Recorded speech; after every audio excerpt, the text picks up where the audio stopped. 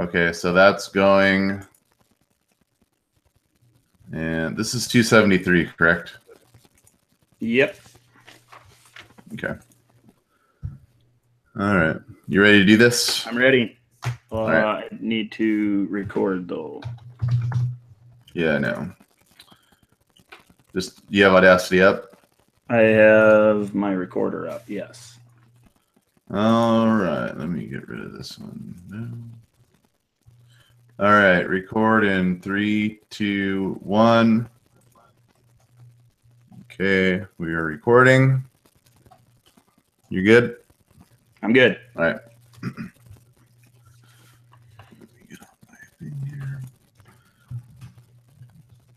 And welcome to the Dynasty League Football Podcast, number 273. It's September 24th, before the Sunday night football games, and I am back again with my co-host, Dan Myler. Dan, how's it going today, buddy? Crazy day of football today, Chad. You know, like you mentioned, we're still waiting for Sunday night and Monday night football, but coming into tonight's game, we're looking at some really odd top 12 like QB1s. The list includes Blake Bortles and Case Keenum and Jacoby Brissett and Hoyer, and the list goes on and on. Of course, Brady and Wilson and Aaron Rodgers is in the list on that list as well. But it was just a weird week of football to this point. And we'll cover some other things that were kind of eye-catching, but that alone really makes you roll your eyes as a fantasy owner and think to yourself, oh, man, really? I just got beat by the combo of Blake Bortles and Case Keenum? Because it's disgusting, right? Oh, it's terrible. It's terrible. And what to make matters even worse for me, like, you know, you and I play in a bunch of super flex leagues, and you're bound to have one of those, you know, garbage quarterbacks that hit on today. In Scott Fishbowl, I benched Goff and Bortles for Cutler, and we'll see how Carr does tonight. But not looking so good for me in Scott Fishbowl. But we have a lot to get covered today, so let's just jump right into it. Last week, you know, we started with the Dynasty Ups, so I think we should do that again, Dan. I want to first cover the team on Thursday Night Football in the Rams. Upgrade their almost seemingly entire offense. We're looking at Sammy Watkins was the wide receiver 4 this week. He was 5 for 106 with 2 touchdowns. Todd Gurley was the running back 1. He had 3 touchdowns, could have easily had 5. And Jared Goff looks legit. This was your guy that you weren't ready to give up on the offseason. And I don't know if you paid for him in any Superflex leagues cheaply, but if you did, congrats, buddy, because he looks legit. This offense is fun again. What were your takeaways from this game?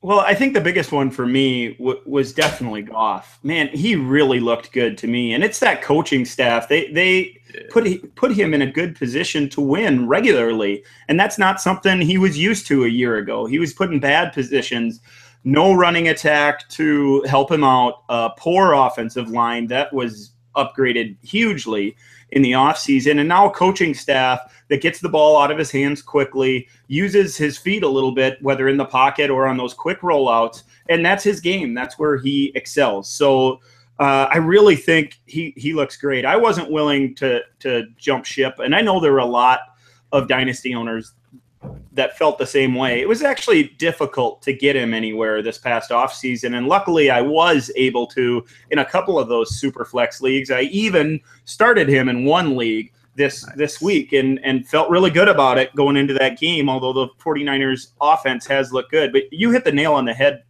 with that, Chad. The entire offense gets an upgrade. The guys you mentioned on top of Robert Woods as well. Another guy that 7 targets. He was targeted in around the goal line, 6 catches, 108 yards, really looked like that big receiver to complement Watkins. And if he continues to be that guy on the other side, that's going to continue to open things up for Gurley and Watkins and Kupp and the rest of that offense. Kupp didn't look necessarily great on Thursday night, his numbers didn't shine and blast off the page like maybe some people expected. I played him in a league as well, and he was the only guy not to come on the Rams roster anyway, not to come through. Not a big night for him, but I'm not worried about that at all. That Rams offense looks legit. They got a tough one at Dallas, and then they play Seattle at home, a couple of defenses that are pretty good. Then Jacksonville, Arizona, the Giants, Houston, Minnesota. I think there's a stretch here where they're going to be a competitive team, and we're looking at Gurley at being a high-end running back one, and all these other pieces being useful for dynasty owners, which is a new thing for any Ram. It's all happening. Yeah, no, it's looking good in LA right now. So those mustard uniforms, I actually really like those too. You did? Yeah, when I saw them, I rolled my eyes. Yeah, like I like those ones over my Seahawk, the neon green ones for sure. I like those mustard ones. I'm glad the 49ers didn't come out in all red. Yeah, we didn't need another ketchup and right. Mustard game. Oh, I remember that. That's right. Let's move on to the guy who was the wide receiver 1 this week in Stephon Diggs. Goes 173 and 2 touchdowns. He just looked unstoppable against Tampa Bay. Tampa Bay came in with a pretty decent defense, looked great last week. And then, of course, this week, not so much against Minnesota. They had their way with them. Stephon Diggs, is he a wide receiver 1 in Dynasty? I'm not willing to make that jump, and I'm a big Diggs guy. I have been since he was coming out of Maryland. He's a very good football player. I do like what the Vikings are doing with him, though. It's a lot different than the things that we saw a year ago. And when Bradford was under center in week 1, they seemed to want to take some shots in that entire offense, but Diggs was running those routes. A year ago, he wasn't. Lots of crosses, lots of shallow drags and stuff like that. This year, they seem to be running him vertically a lot more, which is to his strengths. He's good at it. Then in week 2 against Pittsburgh, Keenum comes in. We weren't quite sure what that offense was going to do, and maybe that coaching staff wasn't quite sure what to do.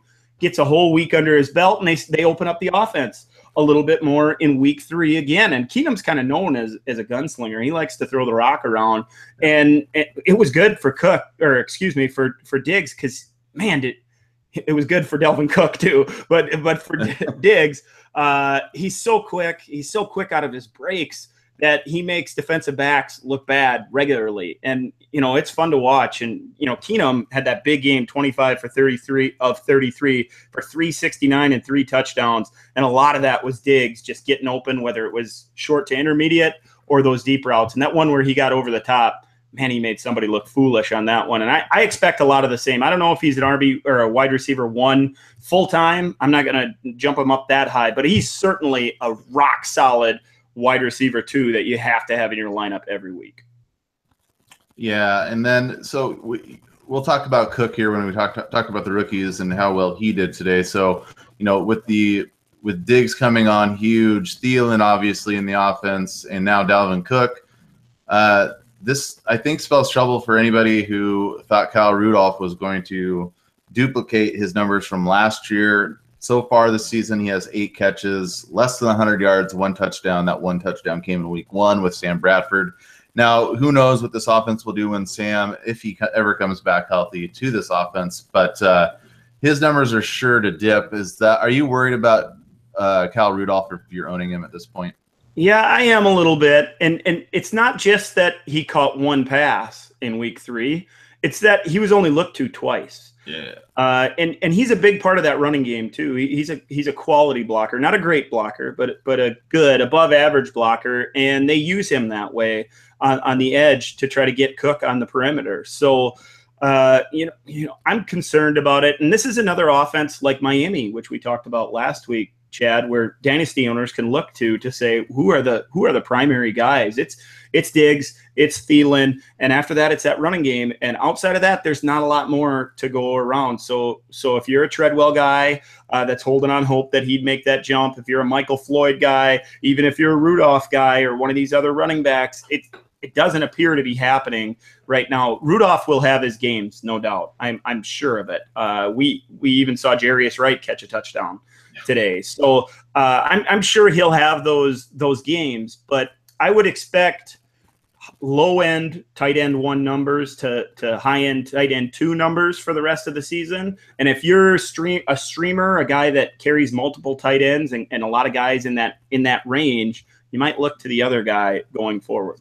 Yeah. Okay. That's how I'm feeling.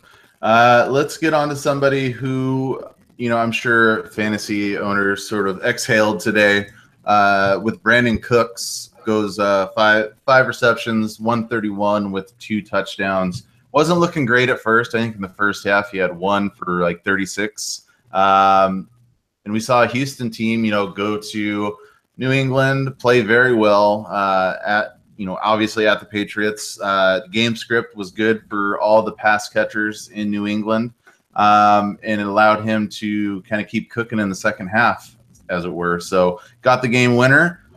Cooks, sigh of relief. Do you still believe in him as kind of an our wide receiver 1, or are you still wide receiver 2 with him? No, I'm still driving that train. I really feel like him and Brady, that connection, and it may take a little bit of time, and that might have been what we saw in weeks 1 and 2 for it to blossom and turn into something. Now, this offense is always going to go up and down, and who's the guy, and you got a lot of mouths to feed there too. And the Patriots are a lot different than what we talked about with Minnesota, where when you have Tom Brady under center, he spreads the ball out, and it can handle 3, 4, 5 weapons in the offense. And some of those guys will be running backs, and they'll go up and down a little bit. But Cooks is the guy, along with Gronk, that I would expect to be the guy that you have to have in your lineup all the time. Cooks would put up nice numbers. Chris Hogan was another guy that was a big part of the offense today, along with Gronk, who caught his touchdown and got close to 100 yards. Amendola still had 3 catches for 48 yards. I know that's not a huge game, but he was still a part of that passing game. And you mentioned the game script with them falling behind Houston and stuff like that. It's not going to happen every week for Cooks. We've seen that in weeks 1 and 2, but I'm expecting him to end as a top 12 receiver and have some monster games, some just outlandish, huge games. This was just on the cusp of that, I really believe. Yeah, I'm kind of on the same wavelength as you. I really like him. I really like Chris Hogan. If he's like your wide receiver 4 or 5 in Dynasty, then I think he's a really good value there as well. He's not going to get 2 touchdowns every week, I don't think. But man, was he open on those 2 catches. Yeah. He, open 24/7, right? That was his nickname in Hard Knocks a few years ago in Miami. So we'll see what he does. But the guy that we had in our Dynasty Downs last week, and rightfully so, I think, was Jordan Howard. We weren't even sure if he was going to play today. And if he was, we weren't even sure how much he was going to play. I know I sat him in a few leagues. I think I started him in 1 out of necessity, but comes back huge, 23 for 138 and 2 touchdowns, even added 5 receptions for 26 yards. Was the running back 2 so far in week 3. So I don't know if you saw that game, but what I like about Chicago is I think both Cohen and Howard are always going to be startable just because they are it in Chicago. Yeah, they're the only show in town. And Cohen, you mentioned those big numbers from Howard. Cohen was fine by himself as well, 12 for 79 his score. He also caught 4 passes, and he nearly scored that last touchdown. It looked to me like he stepped out of bounds. So, it got taken away, but fantasy owners were shaking there for a moment because that was a huge play in overtime. It looked like a game winner for sure. I think you hit the nail on the head once again. That's all they got in Chicago, and they're going to be what they trot out. Howard, that was a blast from the past from last year. That's the Jordan Howard we remember from his rookie season. He was a violent runner. He looks so good and still just as quick to get to the edge and get the corner like on that touchdown late in the game. So if you have Howard, I was skeptical a week ago. It's hard to sit him down, especially that was a good defense he did that against, and he looked really good. So lock him in as at least a high-end RB2 going forward, right? Yeah, that's where I'm at. As long as that shoulder stays intact, I think we're good. I was a little worried because he kind of kept going out of the game, back into the game, and I just felt like, oh God, they're going to kill him out there. But he ended up getting the game winner, so I was happy to see that.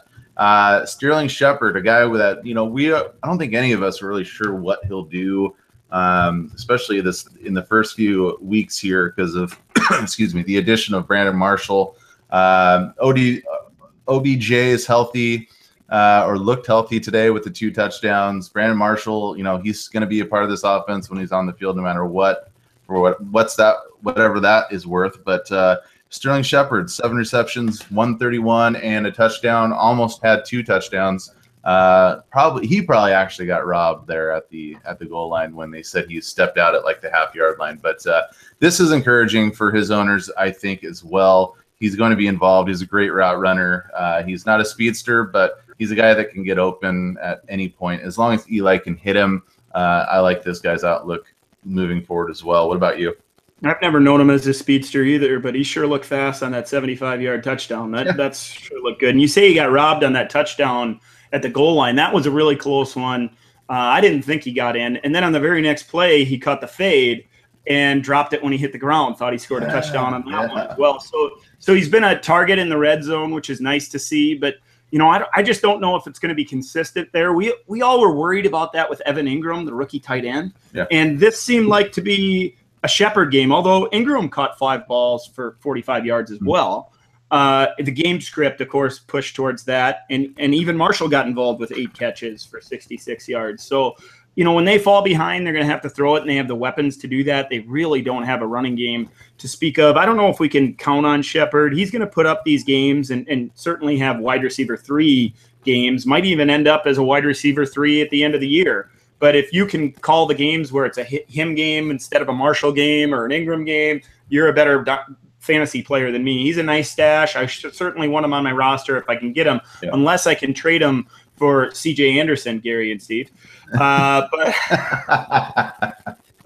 I certainly want him on my roster, and he's a stash. But if I'm a contender, I'm not putting him in my lineup. Not regularly, anyway. Good. Okay. Let's get to Carlos Hyde. We talked about the Rams on Thursday. And I was going to put him up there, but I was too lazy to copy and paste that, apparently. So what we saw out of Carlos Hyde, again, we got a scare in the first quarter. He went out of the game. Wasn't sure if he was going to return. Did come back in. Had 25 carries, 84 yards, 2 touchdowns. Added 3 receptions for just 10 yards as the RB5 going into Sunday night games. Looks great. I don't think that's ever been the case, but injury. He's just an injury away from not being on your roster or not being in your starting lineups anyway. So is it time to sell Carlos Hyde while he can? I don't think so. I think the offense really fits him, and they trust him as a pass catcher. I agree with everything you said about the injury. He's one injury away, but that's true of any running back. And Hyde's been nicked up a little bit, but he's a tough guy, and he came back from that one. And if you take that series or 2 that he took off, where his backup comes in and gets 6 touches, he was a full-time 3-down tailback, and those are the kind of guys we want as fantasy owners. So I'm going to lean on him.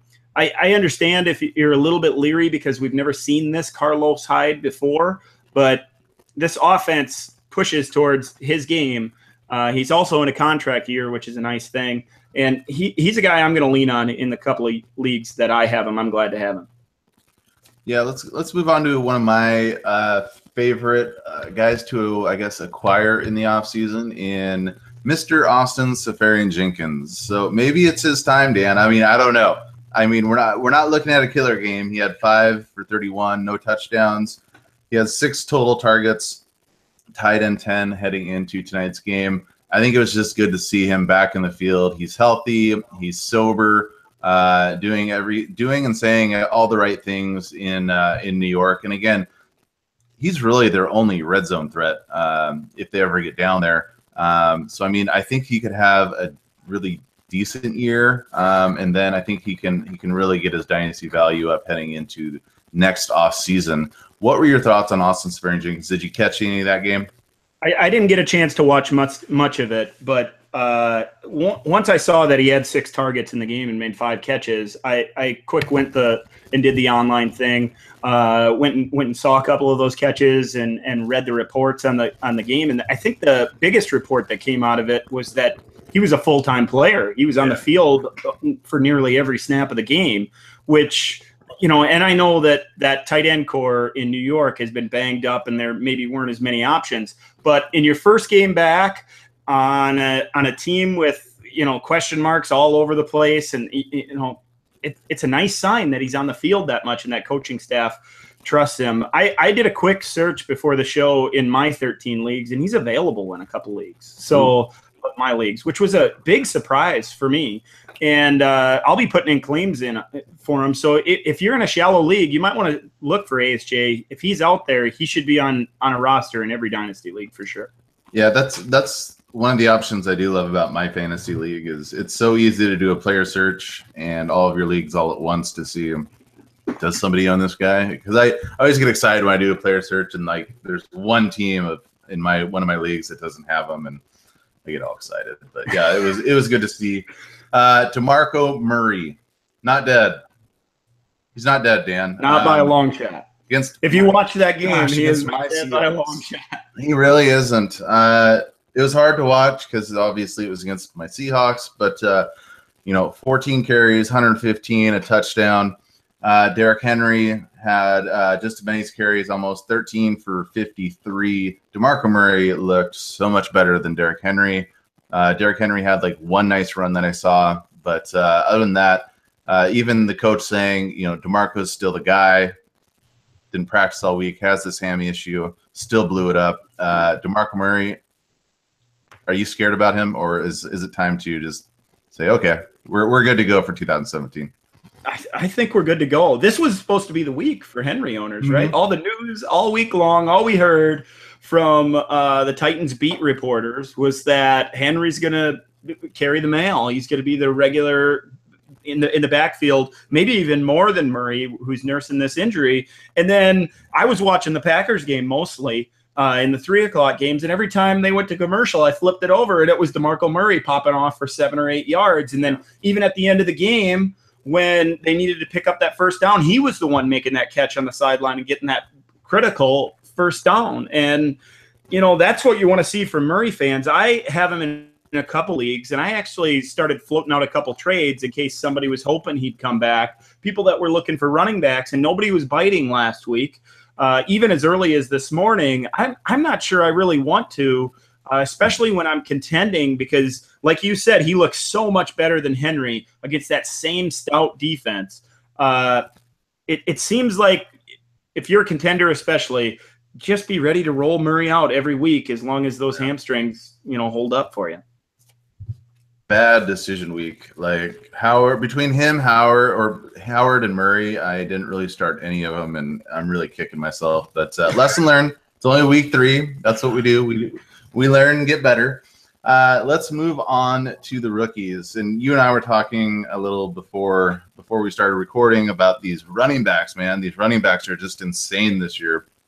And so I did a quick little look so far in fantasy for week 3. 8 of the top 17 running backs so far are rookies, which is impressive. I mean, that's almost half the field are rookies right now as your RB 1s and 2s. What are your thoughts on this? I mean, this is insane. I don't remember anything like this. Yeah, and they're guys that a lot of them are the guys we expected, Hunt and McCaffrey. But even with Cohen's numbers, he's coming through, and we're seeing Kamara make plays and contribute down there in New Orleans. The league needed a jolt at this running back position, and we got it. And dynasty owners that had a lot of draft picks and we're picking a lot of these guys are smiling from ear to ear because we finally have this jolt of this flux of talent at the position, and man, were we desperate for it. Yeah, and I want to start with Joe Mixon, I think, because I wasn't really sure after week 2 what this offense was going to be doing. They fired their OC. Here comes Bill Lazor. And it looks like he's a Joe Mixon fanboy because Joe Mixon gets 18 carries and has 3 receptions for 39. He totals 101 yards as the RB17 I was just speaking of in a difficult matchup in Green Bay. Joe Mixon, he's clearly the most talented running back. Now, I know Gio will never not see the field, but I don't know if there's any reason for Jeremy Hill to anymore. What do you think? Yeah, it certainly didn't look like it to me. Hill got the start and got the early carry, but, and I'm not sure of this. I watched that entire game. I'm not even sure that he got more than one carry in the second half of that football game. So it's obvious that Laser is a Mixon guy. It was all Mixon late in the game, even on third downs, even on those passing downs, which is a big deal for Bernard owners and mostly for Mixon owners. The question for me becomes immediately, is Mixon an RB2? Is he a flex guy? Are we willing to slide him into our lineups right now? Because weeks 1 and 2 showed that we're not quite ready for that.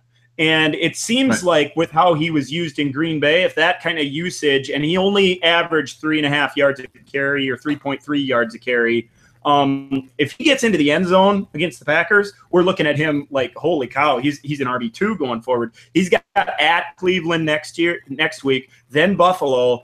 Are you willing to put him in your lineup now as one of those guys you're depending on as a starter? Probably not quite yet. Maybe a flex if I have enough flex plays, but if I have 2 solid running backs ahead of him, I'm probably not quite ready yet. I'm willing to miss the week where he is like the complete lead dog in order for it just so I have more clarity. But yeah, it looks confirmation is a big deal. Confirmation's a big deal for sure. And we're, the thing for me is we're about to hit these bye weeks and the injuries are starting to, pile up a little bit. So a lot of owners won't have the choice. But like coming into this week, we're going to have question marks at the running back position, guys that we've counted on. And coming into this week, it was those guys that you mentioned there that you were, oh man, do I have to sit this guy? Jordan Howard, a guy that we depended on. And if you have Mixon and Howard had another bad week, you might be thinking, geez, I might have to start Mixon. And as those questions come up, I think you're at the very least a little more confident when you have to slide Joe Mixon in for a bye or a guy that's underperforming.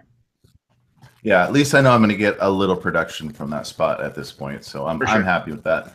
Kareem Hunt, I mean, what else is there to say about this guy? Just putting up RB1 numbers every week in, week out. A ho-hum line of 17 for 172 and 1 touchdown.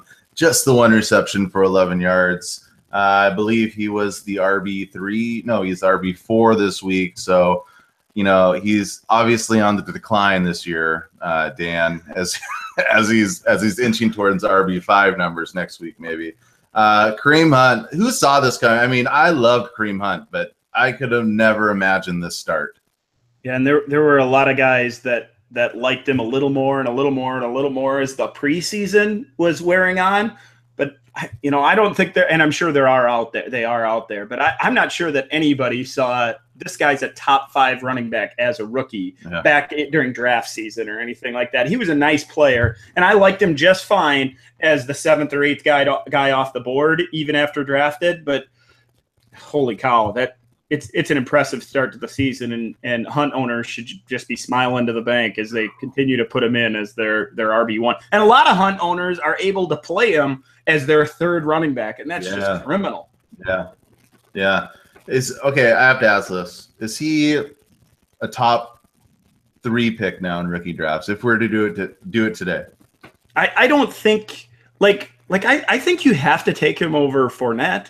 He's not getting that kind of usage, and they weren't in the same conversation back when we were talking about these guys. So I think you take him over Fournette. I think you probably take him over Davis if you get the production that he's already gotten. I think it's an easy selection, So yeah, I think he's a top 3 pick for sure.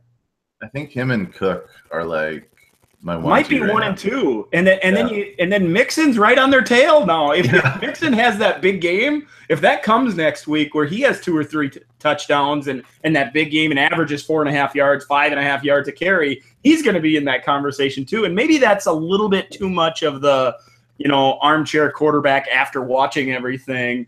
It's impossible to know that 2 months ago. But holy cow, you have to adjust as we go. In fact, I should look at my running back or my rookie rankings and reflect these changes because I can't imagine not having Hunt above those guys at this point. I don't think it's I'm sure it's a little recency bias, but I mean, these aren't fluke. This isn't fluky usage. He's not a fluky player. This is exactly who he was in college, just at a lesser school. And so I'm into him, man. I'm glad I have him where I do, and I'm kicking myself where I don't. So it's good to see out of him. Another guy that you and I started liking as the preseason kept going was Alvin Kamara. Just 2 carries for 37 yards, had the long one for the touchdown, and 3 receptions for just 5 yards. I don't know what New Orleans is doing, but I mean, at some point, we said this last week, all the touches Peterson getting just seems like wasted touches at this point. And now he's involved. He had 4 targets or 3 targets in the past game, had just 2 for 4 in the past game, 9 for 33 rushing. I mean, at one point, do they say, okay, we're cutting ties with you. Good luck to you. It's Kamara and Ingram moving forward. Yeah, it should have been Ingram getting those carries that Peterson got, to be honest with you. And I know us Kamara owners are screaming like, man, you got to get this guy more touches. He's a weapon. He should be used out of the backfield more. But Ingram looked so much better than Adrian Peterson. He had 14 carries for 56 yards, and it just felt like he was the guy that if you just keep feeding him the ball, he's going to bust one of these off. And it was Kamara that got the big one. And Peterson didn't look horrible on those carries. It's not like he looked like a dog at all. In fact, he was hard to bring down. And I'm sure he'd have a role somewhere. He just doesn't fit in down there in New Orleans. He's taking carries away from guys who could do more with those same carries. So I agree with you. I want to see more of Kamara. I definitely want to see more of Ingram as well. And I don't own him all over. It's not like I'm an owner saying, wow, he's got to get the ball more. But this is a mess, and we should be used to this as dynasty owners. That Sean Payton doesn't care what dynasty owners and fantasy owners think. He's going to go with whoever he feels is worthy of that carry. And obviously, he feels like Peterson's worthy of 10 touches a game. It doesn't appear that way to us, but we have to live with it. Kamara is a hot stash. Like, I don't want to sell him anywhere. I really don't, because he's got that talent. He's got that that burst, all the stuff we look for out of a running back. He catches the ball in PPR. Don't sell him for stuff right now, because he's going to show at some point. It might be still this year. Yeah. Okay. I think we're on the same page. And another guy that's electric with the ball in his hand is Tarek Cohen. We touched briefly on him when we spoke about Howard. Again, almost had that game-winning touchdown. This is a 2-headed beast in the backfield that's going to pay a bunch of fantasy dividends, I feel like, moving forward in 2017. So is he an every week RB2 for you? Absolutely, especially in PPR. Yeah, I want him in my lineup every week. Even when he's not getting 10 carries, they were ahead most of that game today, so he got 12 carries. But even when he's not, and they're behind and they're passing the ball, Cohen's in the game, and he's going to get 5 or 6 or 7 catches, which are so valuable in PPR leagues. So Cohen belongs in your lineup every week. And even in a standard league, it'd be hard to keep him out unless you're stacked at running back. Yeah, and if I'm not mistaken, I'm pretty sure Kendall Wright had zero points today. Maybe 1 catch for like 5 yards or something like that. So everybody who thought Kendall Wright was going to be the best receiving option, doesn't look like it so far. But to be determined, I guess. Yeah, Cohen for me is an every week starter at RB2 as well. Christian McCaffrey saw some life today. I think his stat line looked better than what I think he could have done this week. I was actually scared of playing against Christian McCaffrey against this New Orleans defense. But again, as I mentioned last week, no matter how bad New Orleans is, their defense, Cam will find a way to negate all that anyway. And he did so on McCaffrey with a bunch of crap throws. Just from the little watching I did. Does not look right. I don't even know if he should be playing at this point. Just get healthy, get better, and then come back in. But McCaffrey, 4 for 16 just on rushing, but had the 9 receptions for 101 yards. So that was very nice to see. Thoughts on Christian McCaffrey? Yeah, they're playing from behind today the entire game. Saints jumped out to that quick lead, so it wasn't a lot of opportunities to carry the ball. That said, Jonathan Stewart got 12 of those carries, and McCaffrey only had 4. And I feel a little bit like Stewart, how I did about Ingram. He should be getting these carries. He's tough between the tackles. He's averaging. He averaged 4.5 yards a carry, 4.8 yards a carry actually, and looked pretty good. Now that hasn't been the case all season, but between the tackles, he's the guy that should be getting those carries to me. And because they were behind, McCaffrey was all over the field and caught 9 balls. And so, it's a little bit of Darren Sproles back when he was with the Saints. It feels a little bit like that, but that's really useful in PPR leagues.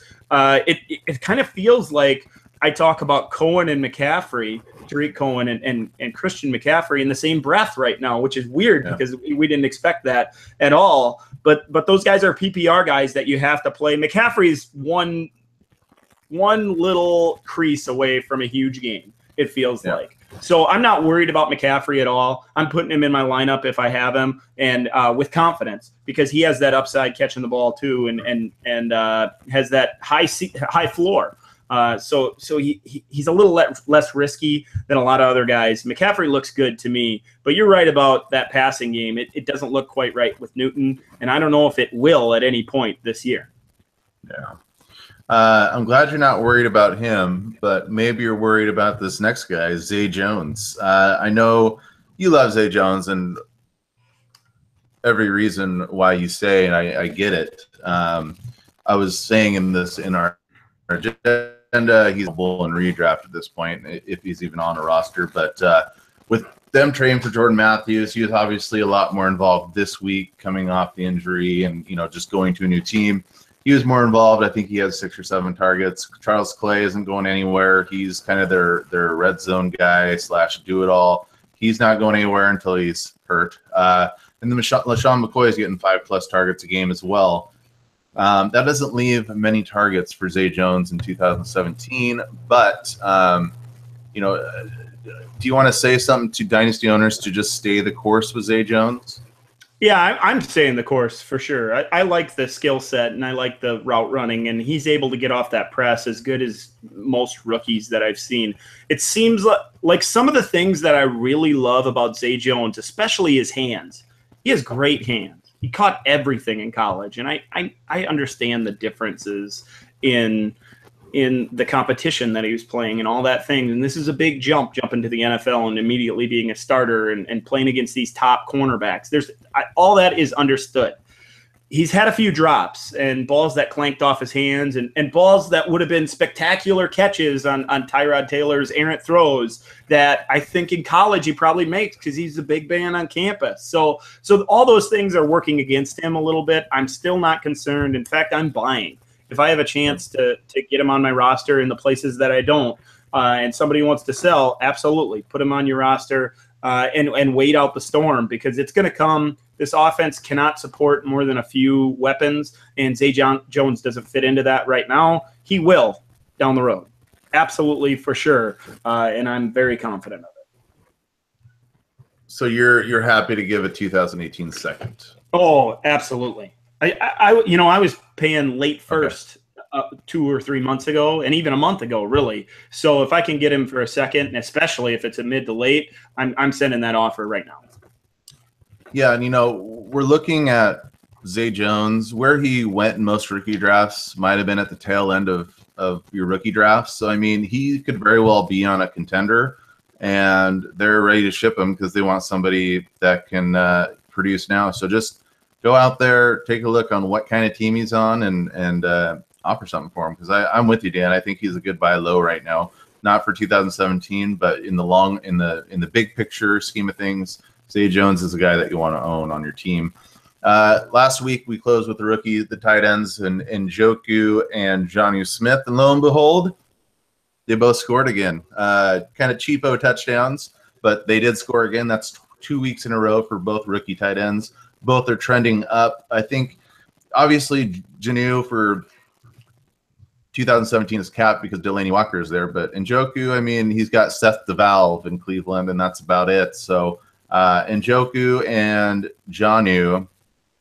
Loving both for Dynasty, or do you prefer one or the other? It's both solid holds. I feel good about either one of them on my rosters for sure. We're still talking about 1 or 2 catches a game, though. They're not even really in the streaming conversation at the position. But both have the upside to be tight end ones down the road. And if I had to lean towards one or the other, it'd probably still be Njoku. He has the pedigree a little bit more, and maybe, even though they don't have the quarterback in place like they do in Tennessee, he doesn't have the competition at the position. So it may be splitting hairs, and they're close. I like what they're doing with Smith and giving him chances to flex and be that move tight end. If he continues to play that role, he's going to catch a few touchdowns this year. Same with Adam Shaheen in Chicago. He caught that touchdown on the 1-yard play action play. He has upside as well. All of them are holds, especially in tight end premium. I'm not sending those as part of in a package deal to get somebody to help my run. I probably want to hold those guys and see what they do through the end of the season. They're guys that in 2018 and beyond are going to be part of your offense and guys that you're counting on to score points on a weekly basis. Nice. Is there any other rookies you wanted to discuss before we move on to the Dynasty Downs? Nope. All right. Easy enough. Let's move on. And I think I wanted to start with the Carolina pass catchers. Just because, like I mentioned, I mean, Cam Newton doesn't look right. The offense doesn't look right. And obviously it's affecting their wide receivers, I believe.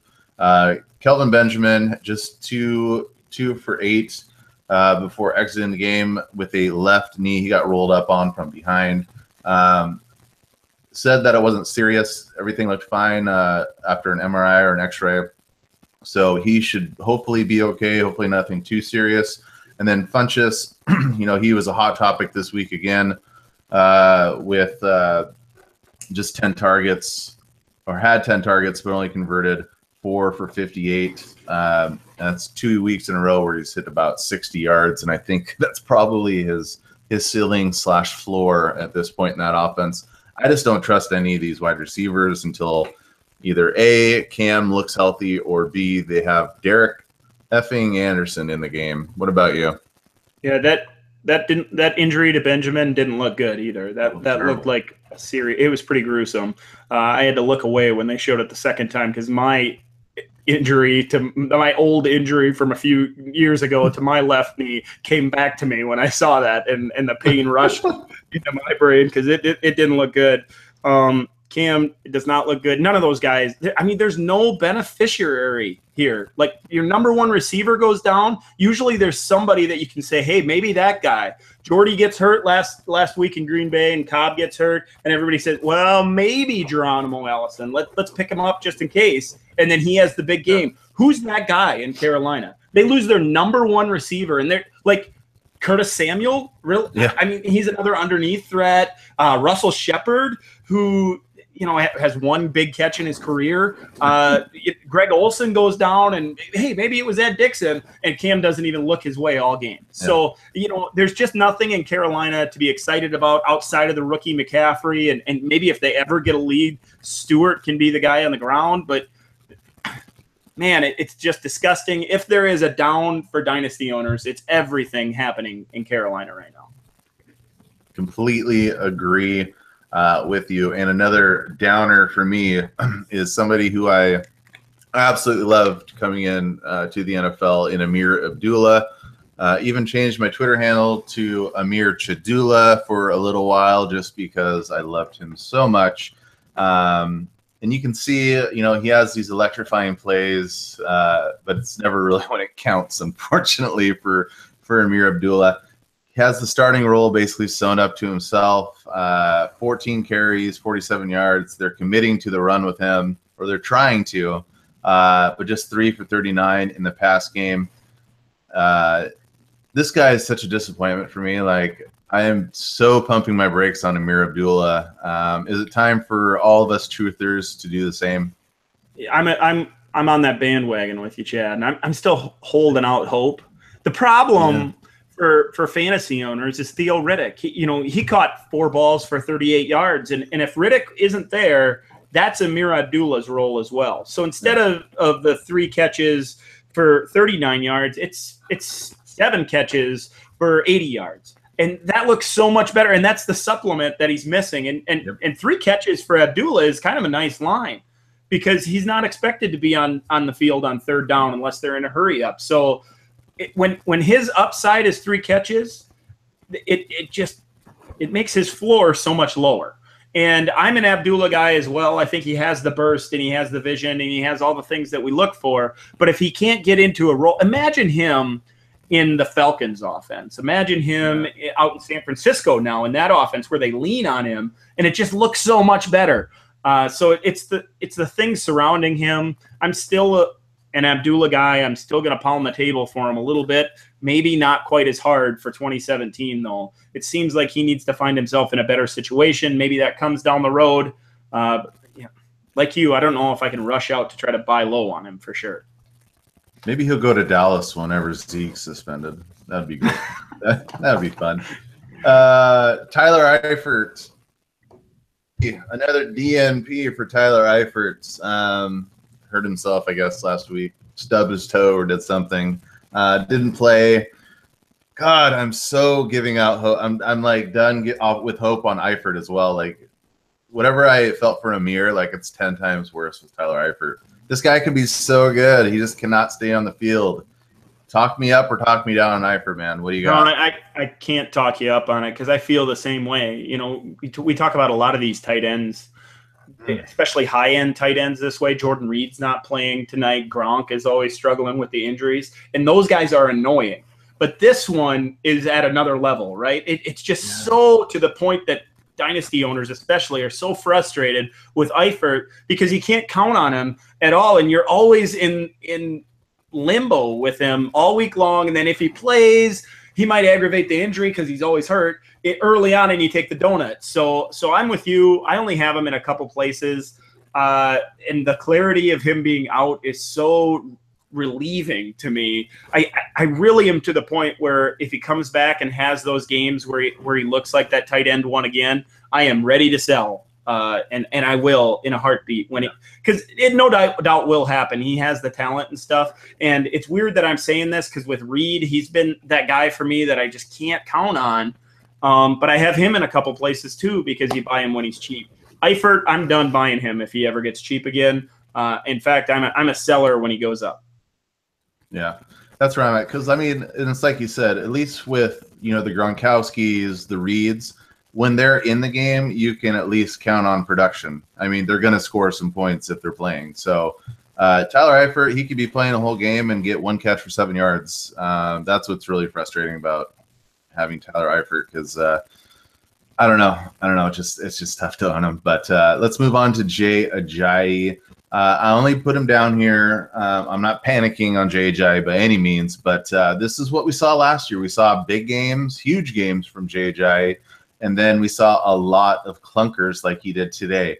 In a great spot against the New York Jets, he gets 11 carries for 16 yards, just 2 receptions for 9 yards. The whole offense obviously looked like complete garbage, but it starts with him. I mean, they want to run the ball with Jay Ajayi. He is the heart and soul of this offense, I believe. And if he's not going to get it going, I don't think anybody is on this team. And that is a little worrisome considering we know his knee problems. He didn't practice most of the week. He was seen with a slight limp on Friday's practice. And we knew this going in that he had knee issues, but again, was taken out of the game for an undisclosed injury today. I think it was a groin. I think he got blasted in the nuts or something like that. That's what I heard on Twitter. But came back into the game, did absolutely nothing. Got you basically, let's see, three points and 3.5 points in PPR. Panicking on Jay Ajayi, or is this just something we kind of knew we're going to have some of these games out of him? Yeah, that's exactly how I feel about it. There's nothing else there. What's Damian Williams going to start getting carries instead of him? Kenyon Drake. No, and I was a Drake guy coming out, but he's not going to take carries away from Jay Ajayi at this point. So if he's healthy, you're rolling him out there. I'm certainly not selling. I'm not going to jump ship or anything. We're coming off a week where we had him as one of our biggest ups, where he had those 20 some carries and 100+ yards and looked so good. That whole offense was anemic. Cutler couldn't get the ball out of his hands. They couldn't block for Ajayi. If it weren't for a total junk last second, no time on the clock touchdown for Devontae Parker, that drive was his entire day. At one point, he had one catch for -1 yard for the entire game. Then in the last 5 minutes of the game, he catches a few balls and saves his fantasy owners. So, I when I looked at the agenda, I was looking for his name on there in case he was on the ups, because that was not an up for Devontae Parker. No. It was not an up for Jarvis Landry. That whole offense was in the can today. It's going to come back next week at New Orleans. I'm sliding Ajayi into all my lineups and daily. I feel really good about that. I think Cutler looks better again next week, and that passing game comes back up. So I wouldn't be surprised if we're talking about Jay Ajayi on our ups again a week from now. I'm sure we will, because the best medicine for fantasy players is going against New Orleans, unless you're a Carolina Panther. Right. Yeah, that caveat, of course. Yeah. The last guy I want to talk about, and again, I know we spoke about him last week, is Isaiah Crowell. 12 for 44, and then 2 receptions for 10 yards. Duke Johnson, on the other hand, I think he's an RB1. He was 2, 4, 6. The RB7 heading into Sunday night games against Indianapolis. But he did have a rushing touchdown. It was a nice little rushing touchdown, I guess. But his big thing is six catches for 81 yards, because we know he's being split out more than he's actually running the ball. But this is the third week in a row where Isaiah Crowell is just basically doing nothing in this offense. When does it stop, man?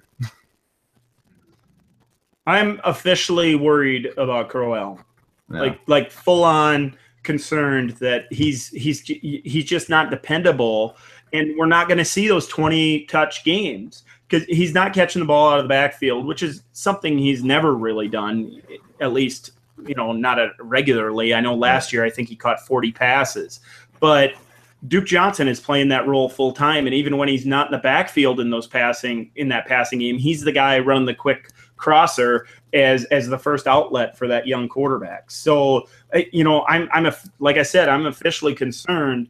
I'm sure he'll have those games where the game script says he's going to get 18 or 20 carries, and in those games he might do it. But I think you jotted down there that he got vultured again at the goal line. Kaiser with the rushing touchdown, and if he's not going to get goal line carries, what can we depend on him for? Is he even a running back 3 at this point? Their schedule is not great. They play in a tough division against some tough defenses. I know they got Cincinnati a week from now, but after that, they got the Jets, who just shut down Ajayi, and Houston, who has a good front, of course. Tennessee after that, Minnesota. I'm worried about Isaiah Crowell, and if I had both of them, I'd be much happier putting the guy who plays on the outside, Duke Johnson, ahead of him. Yeah, I honestly wouldn't have thought that in a million years. Right, he was the guy that we were kind of expecting, that low-end RB1, high-end RB2, dependable guy, going to get the ball regularly, and that's just not come to fruition in that offense right now. 3 games, his 3 stat lines, 17 carries, 10 carries, 12 carries. I think we're going to see a lot of the same, not even averaging 3 yards a carry on the year. Yeah, I'm with you on that, man. And with that's actually our show. And except for maybe our final thoughts, our outro. This is last week we kind of discussed what we're looking forward. And I was looking at the slate of games for week 4, and it looks like a disaster to me, Dan. Maybe you can steer me in a different direction here, but the 2 games that stood out to me were Rams and Cowboys. I want to see this Rams team against a Cowboy team. I just want to see this offense against the Cowboys. I know defense, but they do on the road in an environment like Dallas. I just want to see that. And then Lions versus Vikings, obviously in division game. There's a lot of fantasy goodness there to be had. So those are the 2 key games I'm looking at. Any for you? I think if there's a game I'm looking forward to seeing, it's probably that Miami-New Orleans game. I want to see if Miami rebounds. I'm kind of, it's embarrassing to say because I've never been a fan, but I'm kind of a Cutler guy this year. It feels like he has a couple of weapons that he's going to depend on. And it seems like going to New Orleans on that fast turf with Landry going underneath and the big shots over the top with Parker, it seems like that fits. So if they can't do it in New Orleans, I'm off that bandwagon. And in fact, Cutler's a guy I'd be willing to play next week, especially in Superflex leagues.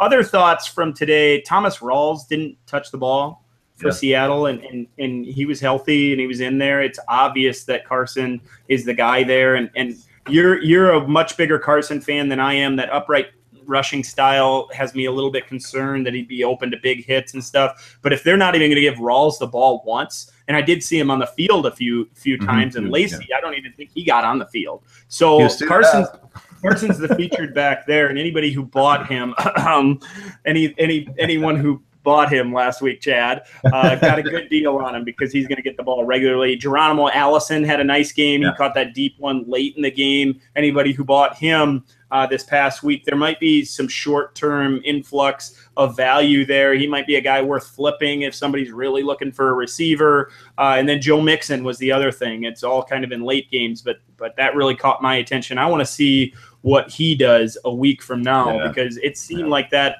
change in the offensive coordinator with Laser. They're going to be going to Cleveland. They have a nice front seven, but they've given up some nice runs this year. I could see him having that splash game, and all of a sudden he's in that same conversation with some of those other rookies that we've talked about so much this year.